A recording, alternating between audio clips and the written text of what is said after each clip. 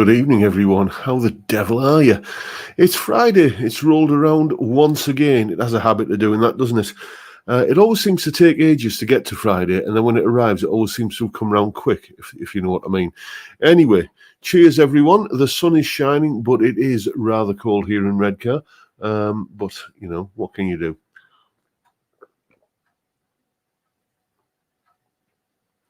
In case anyone's interested, because somebody usually asks if I don't get this out the way, tonight's stream of verbal diarrhea is brought to you courtesy of Carlsberg Export. And yes, indeed, I do like that stuff. It goes down a little bit too smoothly. Do you know what I mean? And it can end up getting a little bit messy. But then again, that is what Fridays are for. A little bit of an announcement to make later. Nothing earth-shattering, but it's just something you need to be aware of. But we'll get round to that in due course. Let's have a look in the chat and see who is in the chat and who was first in. I see we got Johnny Random in first of all. Then we've got Edwin Toonan and Johnny H. There's Michael Palmer saying, what costs more, new Windows or a top-line Core PRS? I am in shock. Yes, we need new Windows in our house, mate, and we've had a few quotes. So I can feel your pain, to be honest with you. Then we've got Dr. Gomez and John Channing, Vincent Brennan, Simon M. Who else we got? Steve Entwistle and Jim Cotter. There's David Evans and Chris Otterwell and Ian Clark. There's John Ross and PFY Guitars. Scrolling down, I see we've got Chip Young and Jonathan Peden. Who else we got? Steve Entwistle, 60s man. Steve Muskie. Coming down a bit further, Paul Hancock and Brad Matthews. Colin Falcons in. How are you, Colin? Then there's Graham Campbell. And we got Calby and the Rocco Cat. I see we've got Rex in from Arizona, Rexomatic there. And then we've got Malcolm Spillett and Mark Gowans and Nancy Davis, the Essex Cat. Excuse me, a little bit of indigestion there. Savvy64. Patrick Becker, Thomas Mulvaney. Thomas, I have a tab to send to you. You know what I'm talking about. Yes, I hope you'll enjoy it, mate. Then we've got Peter S. and Marvellous Bloke. There's YouTube User and Watches and Guitars, Dave Lewis and Cowas Music. There's Dudley Squat, coming in thick and fast now. Nigel Arthur, Farjon. I always struggle with this one. I'll just call you Farjon. How about that? Then Stuart Young, Mississippi Blues, Stratboy. Where did that go to? Stratboy 999. William Forrest is in. There's Vincent Brennan. I think you already mentioned you, didn't I, mate? Maidman 74, Lawrence Hastings, Brad Dowell RF, and then we got John Mack and Jimmy James is in there. So. And I think I apologise if I've missed anyone's name out there, but that is a quick look at the register there. And I see, looking at my stats in the corner of the screen there, I see we've got 108 of you have pitched up to watch. Well, the title says it all, really, doesn't it? A fat lad drinks beer and talks rubbish. You know, it's incredibly gratifying that you keep on turning up to watch a fat lad talking rubbish, but I must be good at it. Well, I'm good at the drinking beer and certainly good at the talking rubbish. Anyway, round to that little announcement. You know, as usual on Mondays, I put like a solo analysis video out, as I'm sure you know, because you all watch the channel regularly. But there's no video at all this Monday. It just didn't feel right to have a video going out talking about trivial things like, you know, string bends and the pentatonic scale and stuff like that on a momentous day that Monday is with, you know, the funeral of Her Majesty Queen Elizabeth.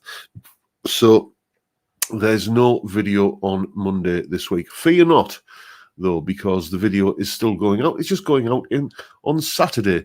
Having a day where I don't put a video out, which is usually Saturday, it gives me a nice little kind of spare slot that I can drop things into for occasions such as this, where I need to either get a video out, an extra one out, or I need to move one. So it is at the usual time that the videos go out, 6 p.m.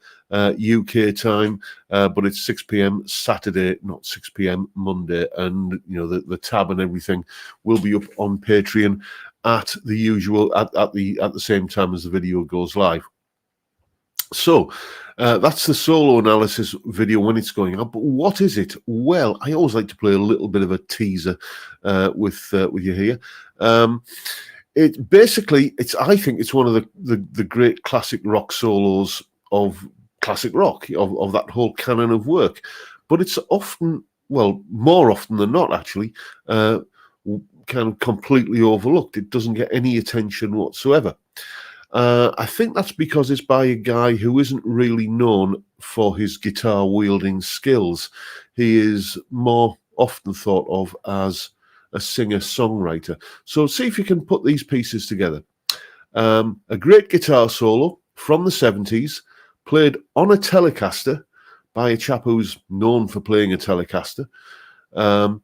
And he's known more as a singer-songwriter than as a lead guitarist. See if you can piece those together and come up with some sort of semblance of what Saturday's solo analysis may be. So anyway, that's the solo analysis this week. Then Sunday, we have a bit of a Telecaster shootout. That Paisley guitar, I was going to reach for it, but it's over there. I can't be bothered getting out my chair.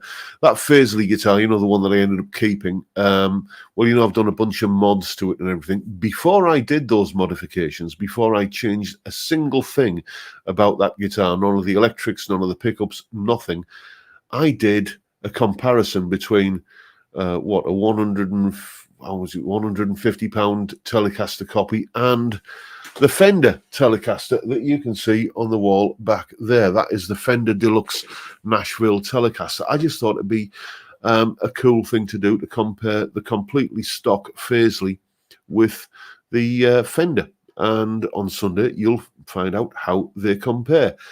Might be a little bit of an eye-opener, that one, depending upon what your preconceived notions might be. So that is Monday's video. Then on Tuesday, it's a top 5. And we're talking about supergroups. We're talking about these kind of all-star bands that come together, sometimes just for one album, sometimes for a little bit longer. But, when all of the kind of... the excitement and the buzz of like, have you heard that this guy's getting together with those guys and they're going to do an album and it's going to be great, one of those kind of things. So, it'd be interesting, I think, to see who is and who isn't on that list. Then Wednesday, we're continuing with the series of viewer questions. We did the first one about, how to teach the guitar. Well, it's getting into its stride next week, or this coming week. We're doing, basically, there's a chap, and I name-checked him a couple of weeks ago in the live stream, and he got in touch with me to say he would really, really rather remain anonymous. But he sent me an email about, just something that was puzzling him about playing blues. So that is what Wednesday's video is about. So if you have a question, anything at all that's puzzling you about music or guitar or anything like that, you know how to get in touch, jrguitartuition@gmail.com, or you can use the contact form on my website, which the link is underneath all of my videos. Just go and drop me a line and, tell me what your question is, and it stands a pretty good chance of being in a video. Then on Thursday, which is usually how the sort of rhythm of the channel works now. I tend to do gear-related videos on Thursdays and Sundays.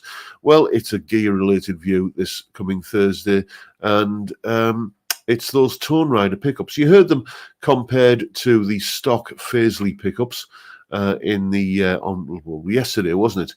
Well, this is the full sort of demo of them in a track, in a mix, so you can hear them, properly in a working sort of situation. And that takes us to Thursday, and we know what happens after Thursday. we come to Friday and we have some beer, which is what I'm about to do now.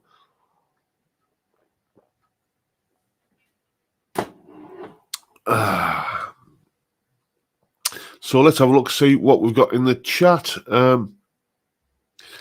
Oh, yes, a few people have said that the correct answer there. I'm just going to read a few of those. Who we got? Who else we got in?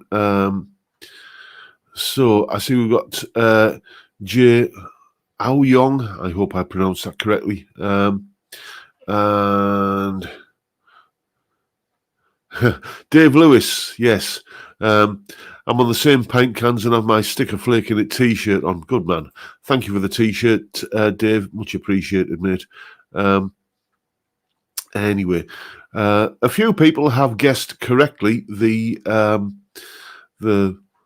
guitarist I was talking about, who isn't really known as a guitar slinger, but let me see, Peter S. and Nancy Davis and RF and Dr. Gomez.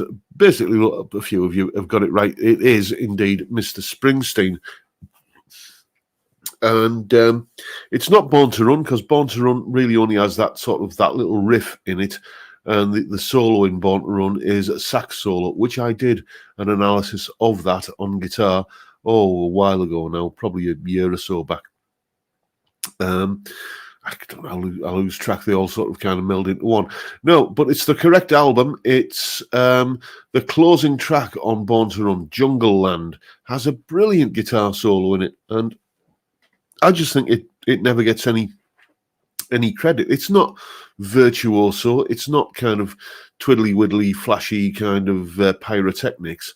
But, you know, a guitar solo doesn't have to be that to be a great guitar solo. And I think this is a great guitar solo. So I've decided to do an analysis of it. So there you go.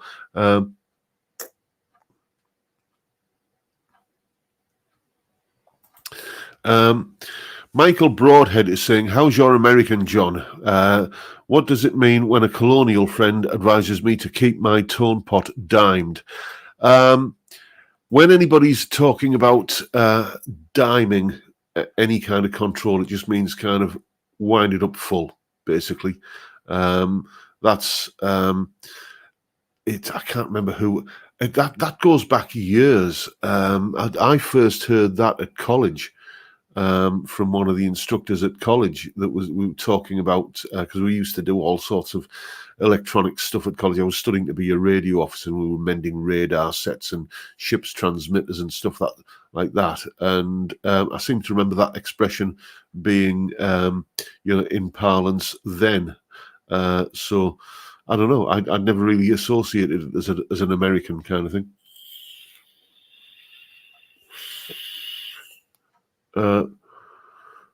David Evans is saying, need a few more beers to numb this COVID headache so I'm comfortably numb. Well, it is Friday, mate. And Brad Dowell is asking, are you asking me, Brad, have you got any Les Pauls? I have one Gibson Les Paul. I have this one here. This is a Les Paul Tribute, the cheap one. The probably the first rung on the ladder of a made in the USA Gibson. And well, what can I tell you? I really like it. I used to have this relationship with Les Pauls where I don't know if this is subliminal, but I sold a Les Paul when I was skint in the early 90s, and then had various, and I was a Strat player really for many years after that. And had various Les Paul style guitars, like, Les Paul copies, Harley Bentons, vintages, and various, kind of decent quality, but, budget Les Paul style guitars, and never really bonded with any of them. But I've really kind of fallen for that Les Paul tribute in a big way. So there you go. Anyway. Vincent, thank you. A dime is 10 cents in America. It means turning the knob all the way to 10. Well, it's simple once you know, isn't it? Yes, it is indeed. Makes sense.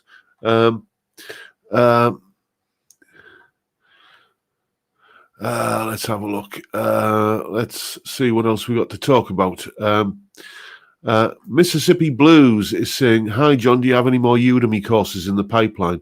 I do indeed. I'm currently working on a melodic rock soloing course. It was going to be done as a Zoom masterclass, but it was going to be ridiculously long for a Zoom call. The last Zoom masterclass I did was all about blues lead guitar, and it was about 4 hours or so long. And I looked at the lesson plan for that, and then I looked at the lesson plan for the what I was going to do, the Zoom melodic rock course, and the melodic rock course was about twice as long. In the lesson plan was about twice as long as the blues one. So I thought, I don't know if I could do an 8-hour shift in front of well, I do it every day, but like continually. And more importantly, I don't know how many people would want to kind of take all that in one lump as like one big lesson. So I'm breaking it down into chunks. I'm filming it, and it's going to be the melodic rock masterclass. I'm not sure if I'm going to be putting it out on Udemy though. I may just make it available as from my website or something like that. We shall see. I'm not sure on the best way to distribute it yet. The thing is, I'm really behind schedule on it. I just haven't had any time to get to grips with it. Largely because, well, the reason is a little black, furry, mischievous reason called Dougal, who our previous dog Taylor, he was an old border collie, and you could just kind of let him curl up on the floor down here, and he was quite happy to just snooze. But Dougal, not so much. He's a 5-month-old Labrador Lurcher cross, and he is just the most mischievous, kind of into everything, needs constant supervision kind of thing that that you can imagine. So he is eating up a lot of my time at the moment, and because I mean Taylor was an old dog, and he didn't need long walks, but Dougal does, because he's full of energy. So again, there's time there. So basically, I'm dog sitting a lot rather than getting on with work. Funny old world, isn't it? Right. Ian Clark is saying, "Thanks for the advice last week on the Sile Harry Carlton T7. Has arrived and is very nice, easy to play. Welcome to the Telecaster Club, Ian." I know it's not strictly a Telecaster, but it is. Do you know what I mean? That is something that winds people up, because I will call any style of guitar a Telecaster if it looks like a Telecaster and has, kind of Telecaster attributes.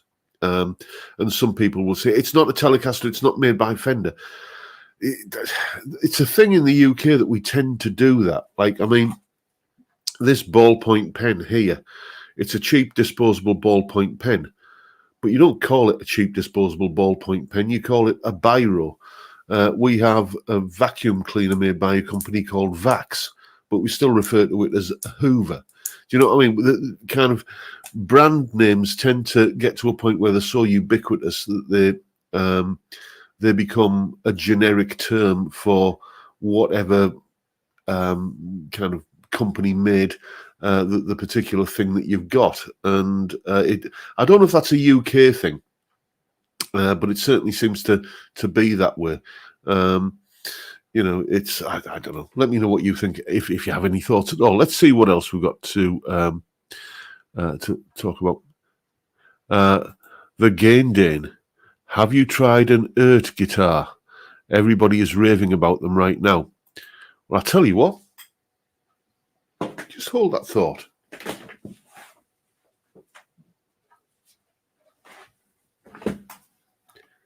It arrived today, and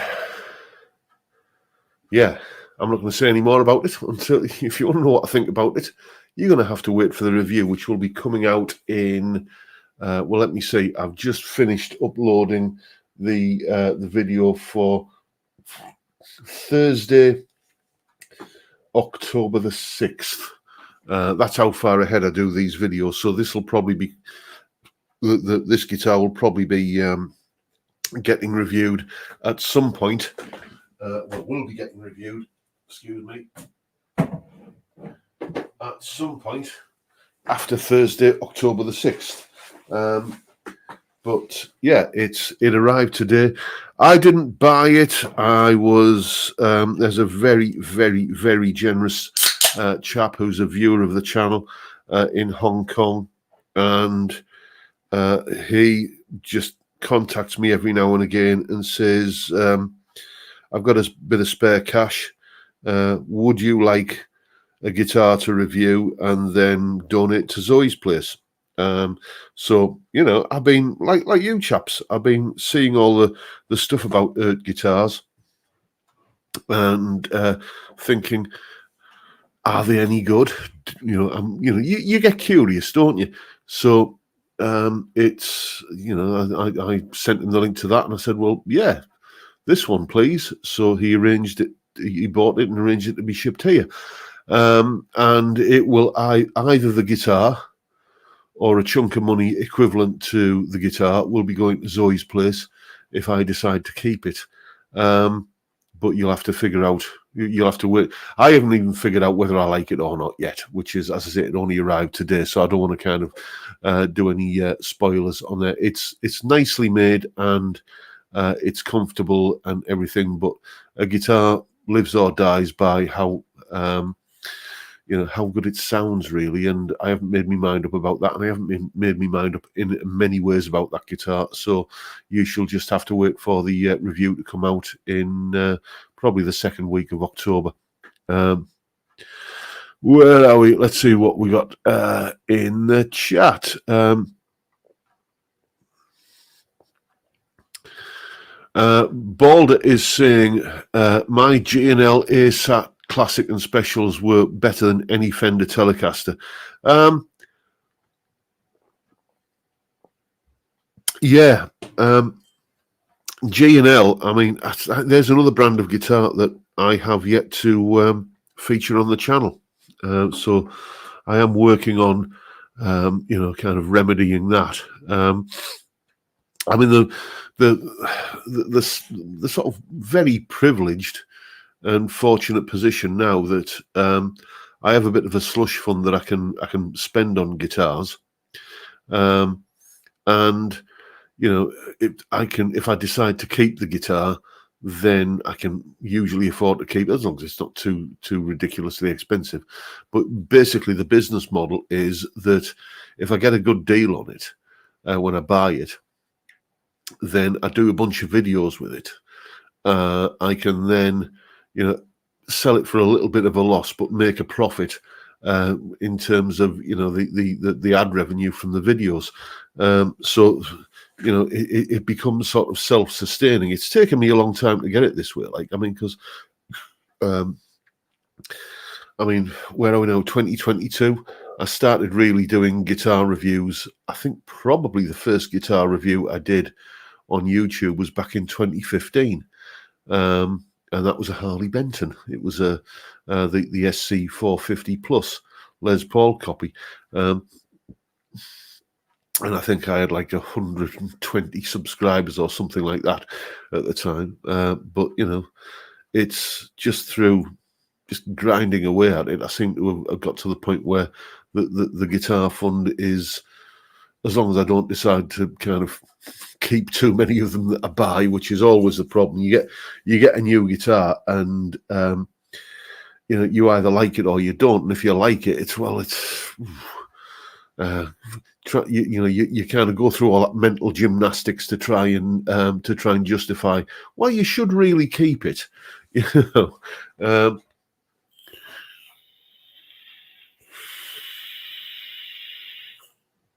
Deco Dude is asking, John, have you played a nylon string solid body guitar? Very, very, very briefly, back about 30 years ago in the early 90s, I was in a band with a chap who had, it wasn't a Gibson Chet Atkins. It was, I think, a Hohner copy of a Gibson Chet Atkins. You know, the Gibson Chet Atkins, which was that sort of solid body classical style guitar.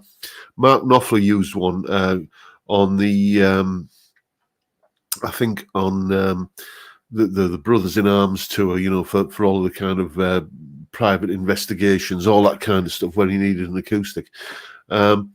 So I played one back then, but it's like 30 years ago, and I can't really remember much about it, to be honest with you. What else are we here? David Evans is asking, I've got a blender on my Strat. In your opinion, do you think I can get a passable Teletone to avoid having to buy a Telecaster? Yeah, it depends how you know, close you want to get, really. You know,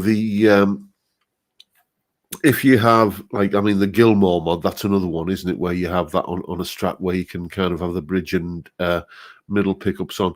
The thing that you're going to come up against all the time, though, is the fact that the bridge pickup on a Strat sounds different to the bridge pickup on a Tele. You know, that you can get replacement Strat pickups with like a brass base plate on them that give it a little bit of that Telecaster sort of flavour. But as I say, it depends how accurate you want to get. The short answer is yes, you will get a passable Telecaster style tone, as long as you don't want it to be absolutely pinpoint accurate. I mean, the weird thing was that I had a vintage V6 Strat copy.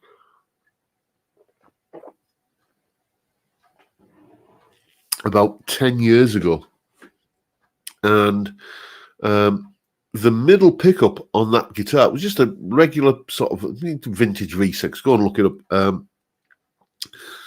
Great little Strat copy. And I had it set up by the sadly kind of no longer with us brilliant guitar tech round here, a chap called Jim Cairns, and it was a beautiful guitar.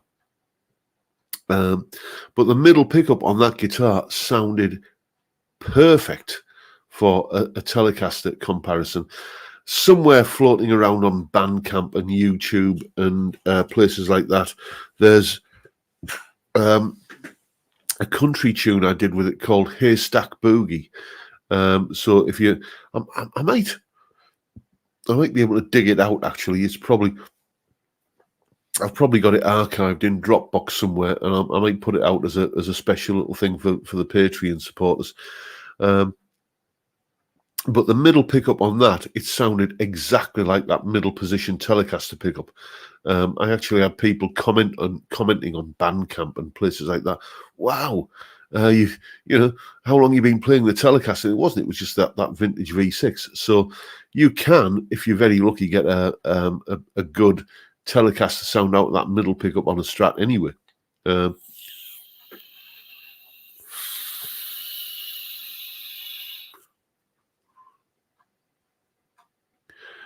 Let's have a look. Stuart Young is saying, "Oh, you're talking to me, mate." Let's put Paul up on screen there. Hi, John. Do you still get time to actually walk into a guitar emporium and browse? When was the last time you were in one, and what did you buy, if anything? There is Stephen James Guitars in Saltburn, which is the next town down the coast from us. Lovely little kind of quaint, kind of quintessential English seaside spa town. Beautiful little place, Saltburn. And Stephen James Guitars is there. I haven't been in since he relocated to Saltburn, but he was in Middlesbrough for many years after that. Stephen James, in case you don't know, was the bass player in a kind of sleazy pub blues rock band called the Dogs d'Amour. If anybody remembers them. Anyway, he's now got a guitar shop around here, and I do enjoy going in to guitar shops. So I used to, I was in the Middlesbrough shop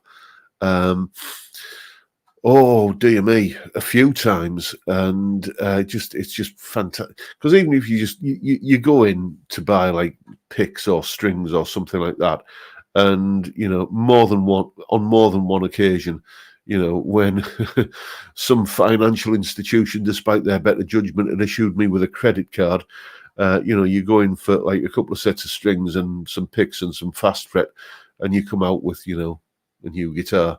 That's happened a few times. So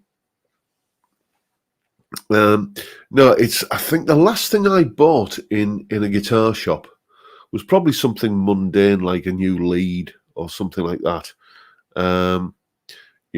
It's apart from the Stephen James, which is I should really go and visit his shop down because it's only like a 5-minute train ride away. I live about 2 minutes walk from Redcar railway station, and it's 5 minutes on the train, and you're in Saltburn. I could be there and back in an hour, but I just haven't had time to do it yet. I see we've got Robster Boy in. How are you, Robert?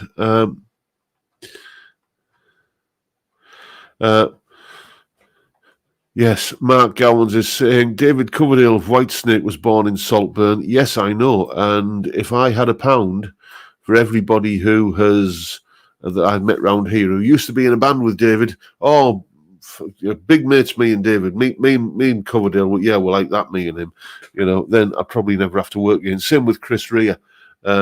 Everybody you meet of a certain age on the music scene round here, they've all been in a band with Chris Rea at some point, or so they'll tell you.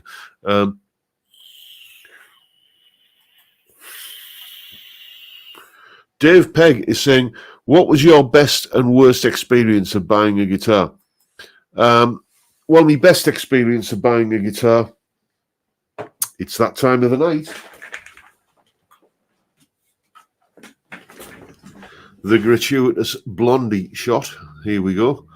Yeah, I mean, this is my signature guitar made by Dan from Scott Guitars. This is my signature guitar, but I paid full street price for this.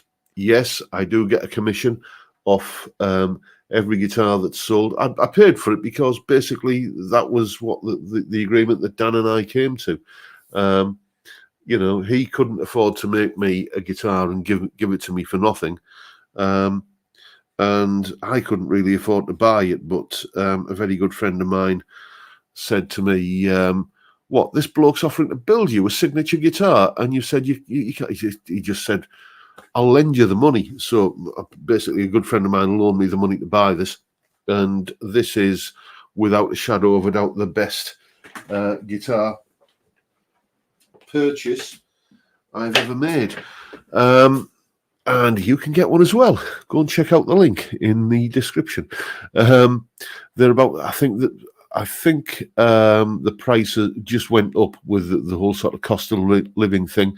I think they're $1,500 now, which is about the same sort of money as a Fender American professional guitar, but that is hand built. So that's my best experience of buying a guitar. My worst experience was probably any one of the number of guitars that I sort of bought when I thought that, what I really want is a guitar with a locking tremolo. You got to have a locking tremolo, or else it's not. Because that was the thing in the mid to late 80s. You had to have either a Kahler or a Floyd Rose or something on it, and probably the biggest disappointment was the Fender Heavy Metal Strat, because that was my first ever Fender guitar. And, it was, I so kind of wanted to love that guitar. And I did, but once the novelty factor of having a guitar with one of these fancy locking trems on it and having a real Fender that was mine, once that kind of wore off, it was just, I found I was just kind of playing me cheap Squire more than the kind of full fat Fender. So there you go. Those are my best and worst experiences of buying a guitar. Let's have a look, see what else we've got to talk about. Johnny Random says, bought a new strap last weekend at the Northern Guitar Show in Bradford.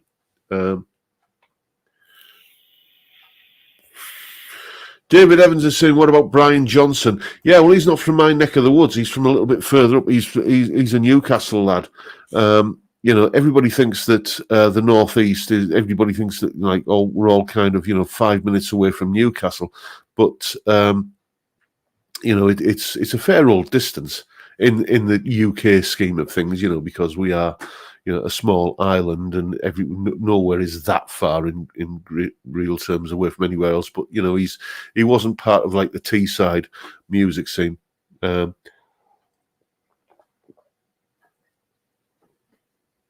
Let's have a wee look and see what you've been talking about. Paul Bush is saying $1,500 for a hand-built guitar is rather cheap when you consider you come face to face with the man with sawdust in his hair and wood stain on his fingers. Yes, indeed. I think it's a steal, that guitar. It's the one that I would do the BB King for. You know what I mean? When he ran back into the burning building to rescue Lucille.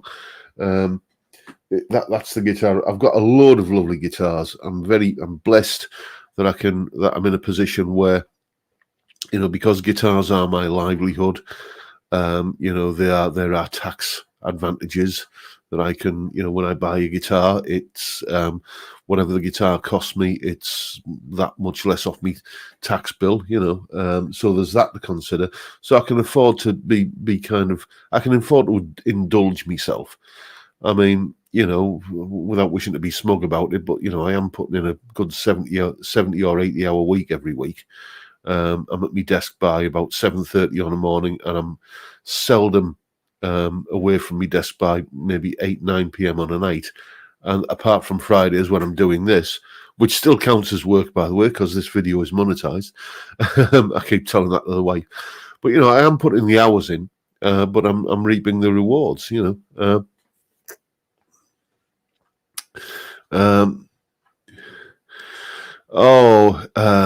where are we saying? BB King ran.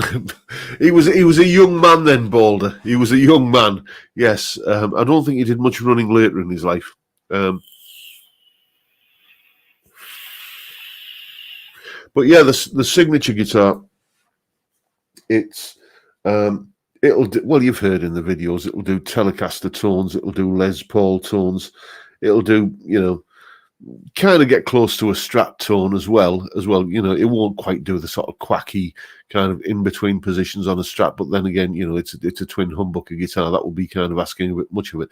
But the point I was driving at there is, I've got a lot of nice guitars in here, and I didn't buy them to be ornaments. I didn't buy them to be kind of things to look at. So you will see me playing multiple different guitars in videos.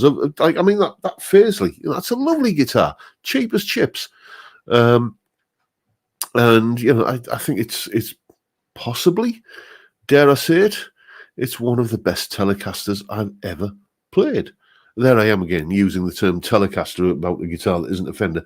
That's going to upset some people. So it's right across the sort of spectrum of price ranges. But I love them all, and that's the thing. Unless I can pick up a guitar and think, do you know what, I could play this every day and be perfectly content with it, then I don't keep it. If there's it's the reason I sold that PRS Vela. Vela, I'm not sure. That was a guitar that I really, really, really wanted to like, and it had the gold signature on the headstock, and it was a USA made PRS, the first one I'd had in I don't know how many years, probably since about 2008. And it was just, but I just didn't like it. I couldn't. I found myself thinking, I like the way it feels, I like the way it plays, but in the flesh, I didn't really like the way it looked, and I certainly wasn't happy with the sound. So if a guitar gives me that kind of vibe, then it's out the door. It goes. Speaking of PRSs, well, this one here, this S2 standard 24 with a satin finish. This is the PRS that fits me, because it's not got that sort of Liberace kind of look to it, you know, with all the kind of bling and everything. And it just, the satin finish on it is absolutely divine. This, more than anything else, more than any other guitar, more so even than the Gordon Smith that I had, you know, until I got the signature guitar. This guitar reminds me of my old Gordon Smith that I had in the 90s and into the early 2000s that I sold and ended up regretting. That is, it's got a neck that's very much like it, and just the finish and the tactile feel on it is just, it's like my old Gordon Smith, which is, you know, it's like it's come back to me almost. So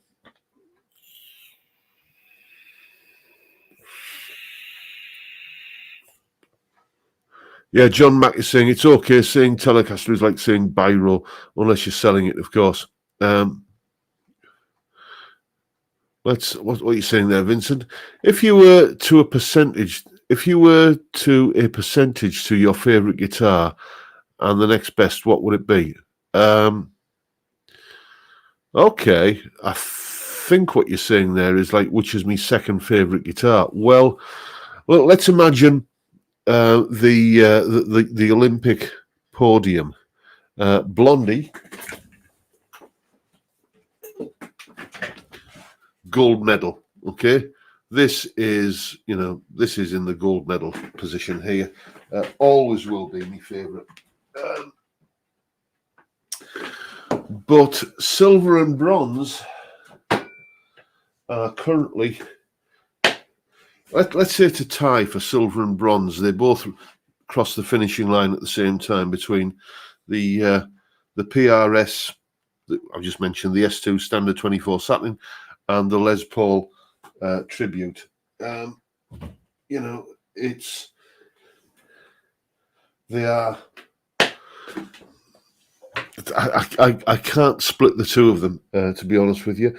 But another guitar that I've been picking up and playing a lot recently is this one, the Sire Larry Carlton S7.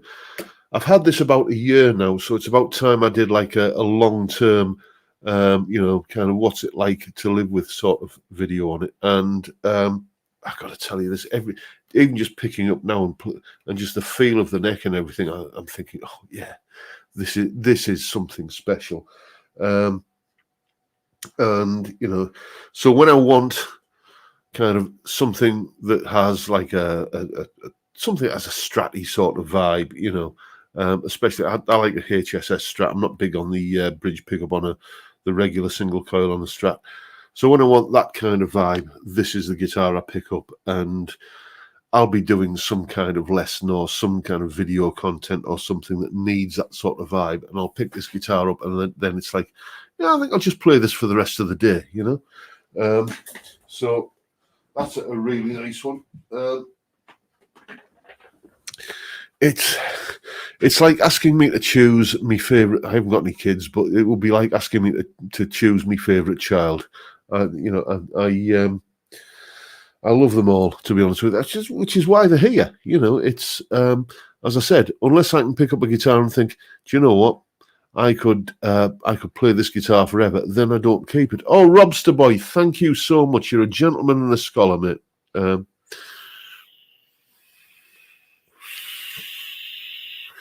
Craig is saying, my two favourite guitars are a Jackson SLS Soloist and my Gordon Smith. They are polar opposites in style, but I just love the feel of both. That is a lovely Gordon Smith that you've got there as well, Craig, because you were very kind enough to bring it round here and let me play it. Oh, gosh, a couple of years ago now, wasn't it? But you know, beautiful, beautiful guitar. It's it really stunning to look at as well. It's got that blue burst kind of finish on it, hasn't it? Johnny Random is saying, which guitar has the most dust on it? Probably the acoustic, because I don't really play that often. I bought it. It gets used occasionally when I'm recording backing tracks, just for a bit of texture. It's something I find really kind of works well, actually, changing the subject a little bit. If I'm recording like a sort of a classic rock kind of rhythm guitar part with a sort of mildly dirty, so like a Malcolm Young kind of rhythm guitar sound. Let's say that. I find that if you have an acoustic doubling it in the mix, just so you don't really notice it, but it's there, it really does kind of add depth and weight and a bit of kind of more dimension to the to that rhythm guitar part. So that tends to be what I use the acoustic for. But I am thinking, maybe is it time to replace it? So we shall see. We shall see.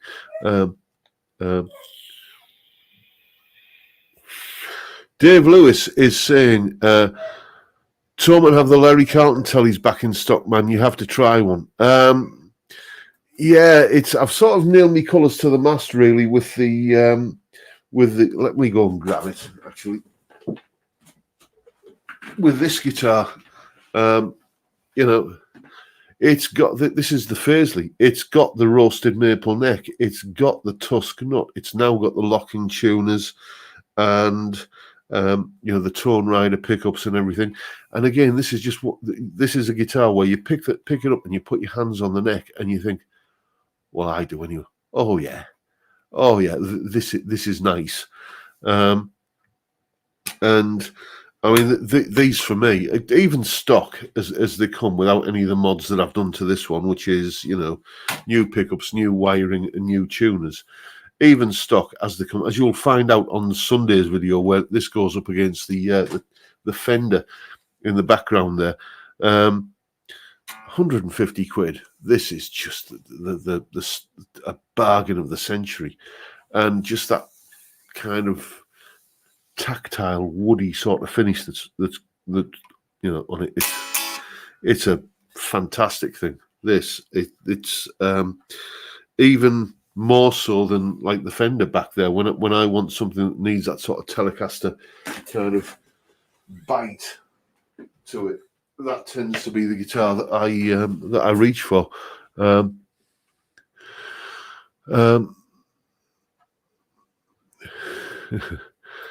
Nancy Davis is saying, how long did it take you to mod the Earth guitar by cutting off the headstock and chunks out of the body? Yeah, they are. That is another thing. I will admit, I am shallow like that. You know, it's how a guitar feels when I pick it up to play. That's a big factor. It's how it sounds when I plug it in, but it's also how it looks. You know, and let me go and grab it again.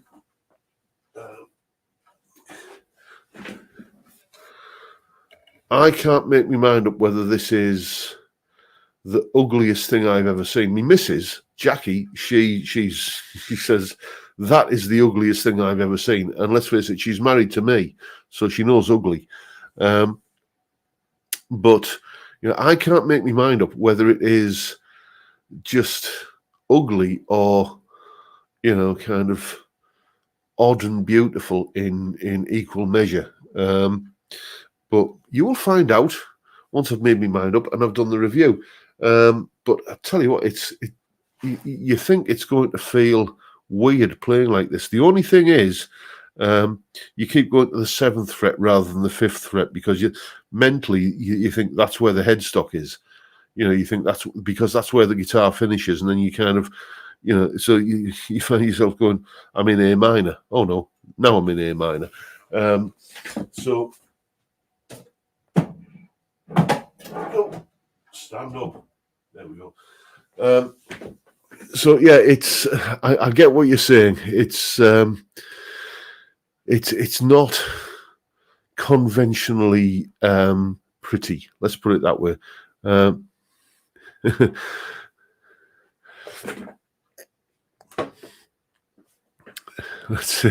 Looks like a ham bone.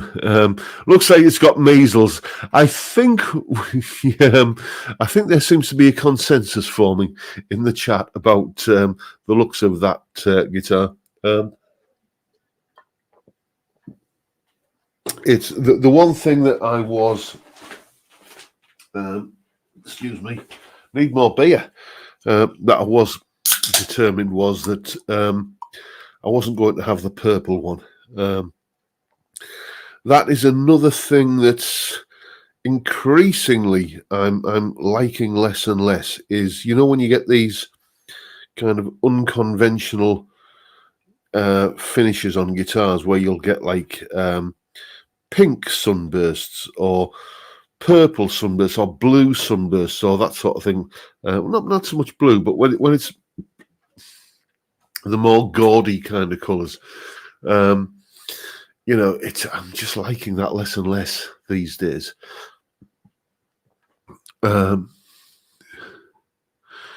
Let's see what else we've got. Oh, I'm way behind in the chat. Brad Matthews is saying, after your Faisley reviews, I might look at a Faisley Rickenbacker. Yeah, I'm certainly thinking that, you know, because like I've got how many twin humbucker guitars in here at the moment? More than I can really justify, to be honest with you. I've got how many Telecasters in here? I've got, you know, basically I've got a decent, a really good semi-hollow back there, the Sire Larry Carlton H7. That's got a starring role in a BB King solo analysis that's coming up in the next few weeks. So it's like, okay, what else can I really justify and say that, you know, I need one of those? I know that guitars have nothing to do with need, but, you know, I am basically thinking about, you know, maybe something that's like, I've never owned an electric 12-string guitar, and I bet if I did, I would find a use for it. So I am kind of thinking along those lines, and, you know, when it's a new kind of color on the palette, as it were, you don't want to spend a lot of money on it. So I am thinking about like the Harley Benton or the Faisley, you kind of Rickenbacker 12. Do Faisley do the 12-string? I'm not sure, but I know Harley Benton do. So there might be you might be seeing one of those at some point.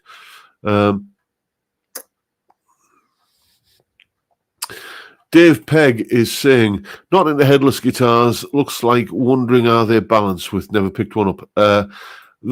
Yeah, I mean, that is it ERT or EART, that ERT guitar, you know, you pick it up and it does kind of, it's surprisingly ergonomic. You know, it does balance really well. It's just that the initial kind of thoughts that I've had so far is, I'm not sure what problem getting rid of the headstock solves. And tuning down here it's going to take some getting used to. But then again, if you're used to using a Floyd Rose and with the fine tuners down that back end and what have you, then I suppose that will take less getting used to.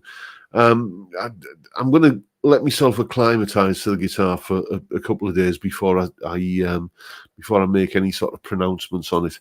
But yeah, the review will kind of reflect my opinion. But it is, you know, a surprisingly well balanced guitar. But it might come down to what the missus thinks of it, to be honest with you, because she's already pronounced the fact that it is the ugliest thing that she's ever seen.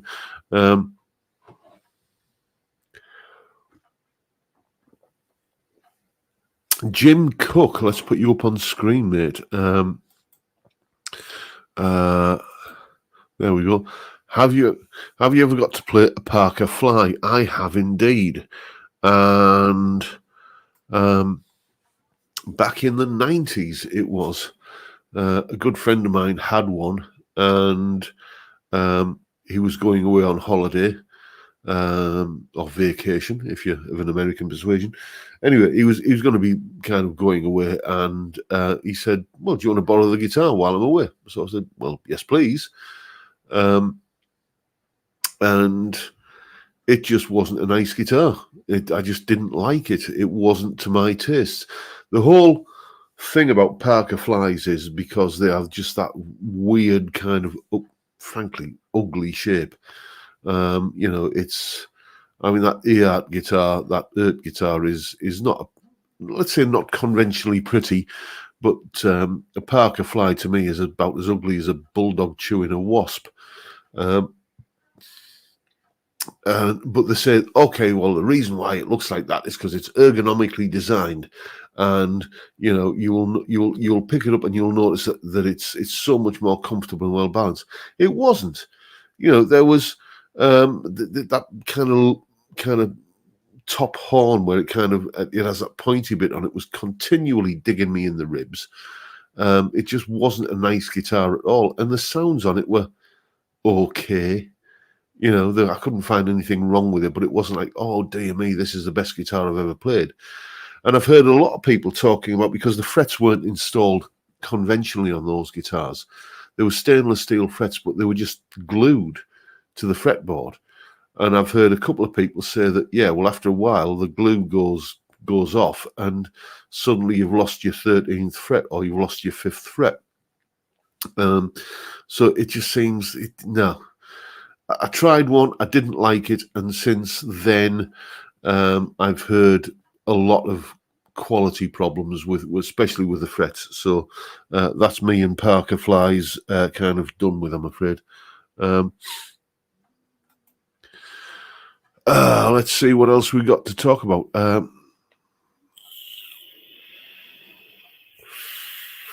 Dave Lewis is saying, Faisley, don't do a 12 string. I've got the black and white Harley Benton Rickenbacker version. You can have it if you want, John. Okay. Well, I'll tell you what, Dave. Ping me an email, and we'll sort something out, mate. So thank you. That might just you'll see your guitar on the channel at some point. Yeah, just ping me an email, Dave, and we'll talk. David Evans is saying, saw it about recording electric guitar with a mic acoustically to add some clarity to a mix. Yeah, I can't remember who it was that rings distant bells. An interview rather, in Guitarist magazine from absolutely yonks ago. Back in the days, do you remember when they used to have the Jack and Bobby skit on the Guitarist magazine CD? I remember definitely hearing that there was some big name guitarist in a big name band that used to do that to add like that extra kind of attack on the transient.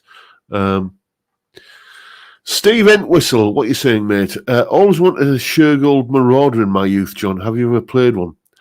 I played a Shergold. I can't remember the model name, because there was the Masquerader as well, wasn't there?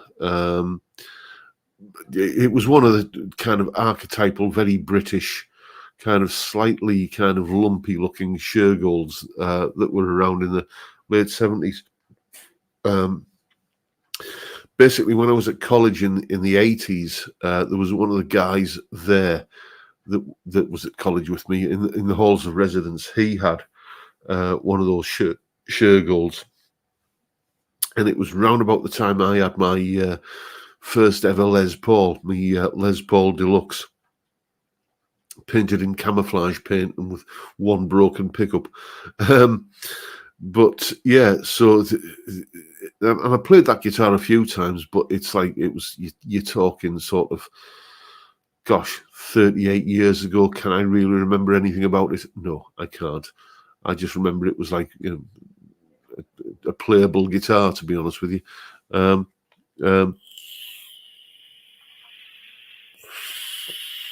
Nancy Davis is saying, what's for tea tonight, John? It is a kebab.